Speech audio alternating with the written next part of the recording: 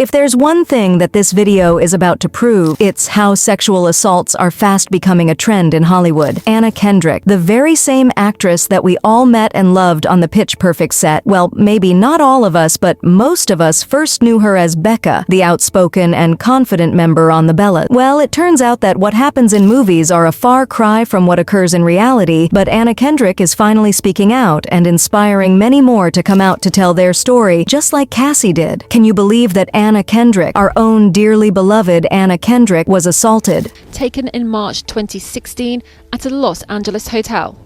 Combs appears, a white towel around his waist. He runs after her before carrying out what seems to be an assault.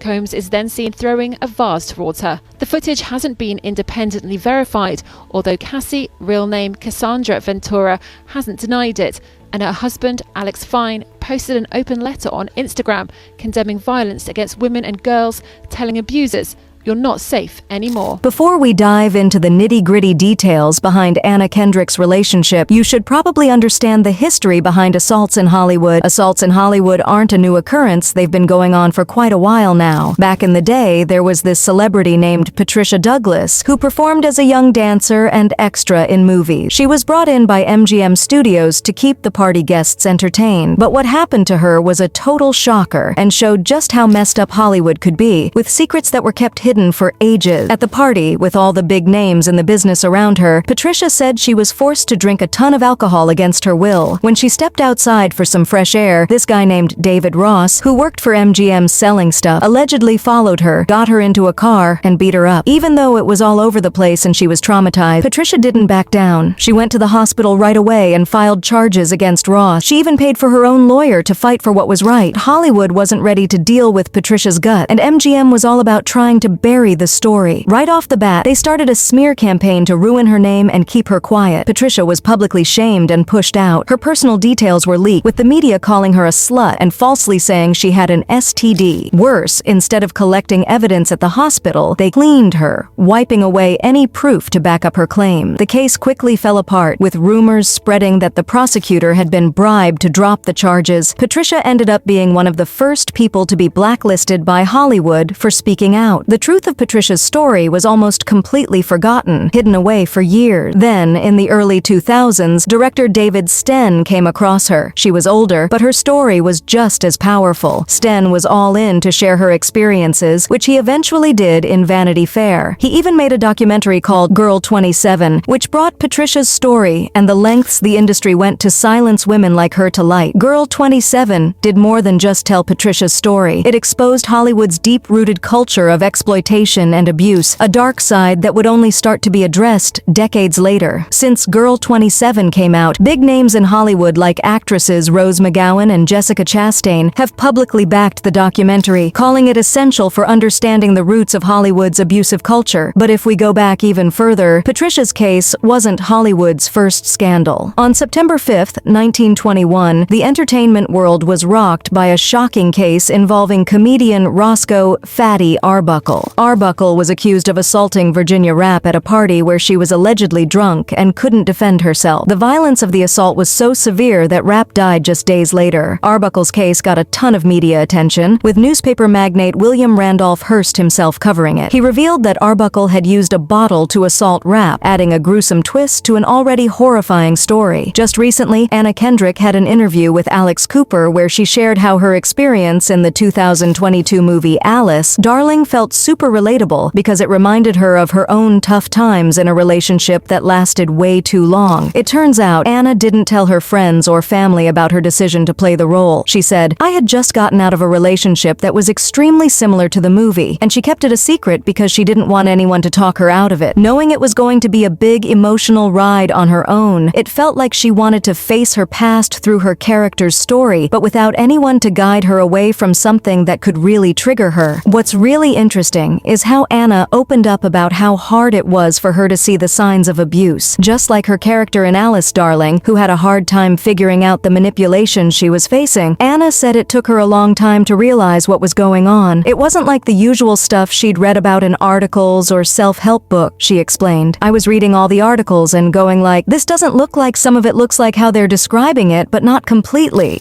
The subject matter was also very personal to me, so it just felt like just really meant to be and really special.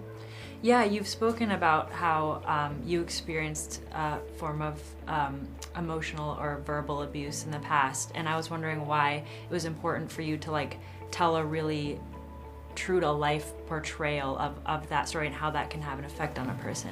Yeah, it's funny, this was...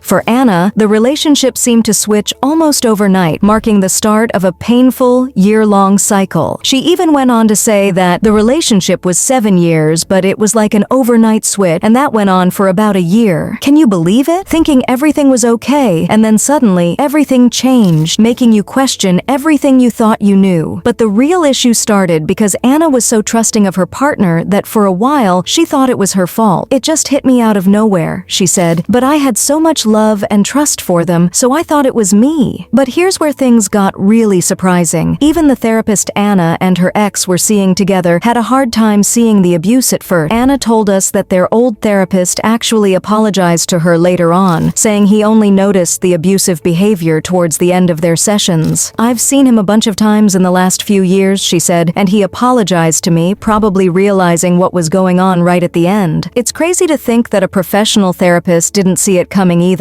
It really makes you think about how sneaky and hard to spot emotional abuse can be, sneaking in without any obvious signs. But it was just one moment of vulnerability in therapy that ended up changing things for Anna. She remembers one session where she totally lost it and ended up sending an apologetic email to the therapist afterward. In her own words, she said, "I sent the therapist an email while saying something along the lines of, 'I'm so embarrassed, I'm so sorry, I know I need to control myself,'" she recounted. But instead of reprimanding her, her ex responded in a way she didn't expect. He called me, which he hadn't done before, and was like, "No, I'm so proud of you." And that's when I knew like, oh, something has shifted. That moment where someone finally validated her experience and acknowledged her emotions was a crucial step toward ending the relationship. Anna further revealed that things ended pretty quickly afterward. When it came to deciding if she should take on Alice, darling, Anna's way of thinking was a bit like diving off a cliff without checking if there was water at the bottom first. She knew she had to do this role, even if it meant going back to some tough times. It looks like Anna Kendrick's choice to play such a raw, emotionally charged character wasn't just about her career. It was also a way for her to face her past and take control of her life. And even though it's surprising to hear of Anna, who's known for being so outspoken, going through something so tough, it's a strong reminder that emotional manipulation is something a lot of people deal with, even those who seem the most confident. Even though Anna Kendrick only had to deal with emotional blackmail, that doesn't make it any less serious. The fact that more and more women in Hollywood are facing assault in some way is really concerning, especially in the movie business. So, what do you guys think? Did Anna's bravery in opening up about her experience change how you see her journey? And could her honest acting in Alice, Darling help others spot warning signs in their own lives? We'd love to hear your opinions on this. Make sure to leave your thoughts in the comment section below and subscribe for more engaging content like this. Also smash the bell icon and keep an eye out for updates while we keep you in the loop on the latest news in the industry.